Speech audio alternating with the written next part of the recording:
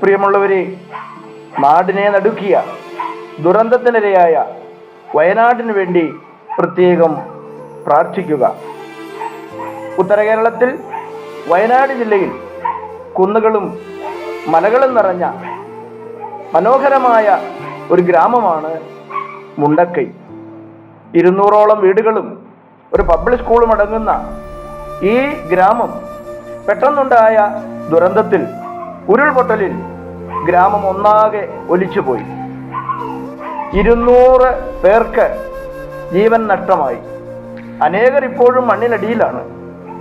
അനവധി പേരെ ഇനിയും കണ്ടുകിട്ടാനായിട്ടുണ്ട്.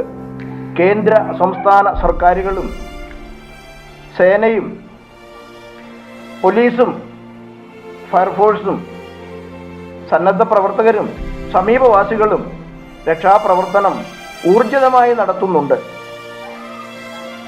ഉരുൾപൊട്ടൽ എന്ന് പറയുന്നതിനേക്കാൾ കേരളത്തിൻ്റെ ഉള്ളുപൊട്ടിയ വേദനയിലാണ് കേരളീയരാകെ. രക്ഷാപ്രവർത്തനം ദ്രുതഗതിയിൽ നടക്കട്ടെ. കാലാവസ്ഥ വളരെ പ്രതികൂലമായിട്ടും വളരെ ഉത്സാഹത്തോടെ മനുഷ്യ സ്നേഹത്തോടെ രക്ഷാദൗത്യത്തിൽ ഏർപ്പെട്ടിരിക്കുന്ന എല്ലാ പ്രിയപ്പെട്ടവർക്കും വേണ്ട സൗകര്യങ്ങളും സഹായങ്ങളും നാം ചെയ്തു കൊടുക്കണം. അപ്പോൾ തന്നെ ദുരന്തത്തിനിരയായ പ്രിയപ്പെട്ടവർക്ക് സർവശക്തൻ സർവാശ്വാസവും പ്രദാനം ചെയ്യട്ടെ.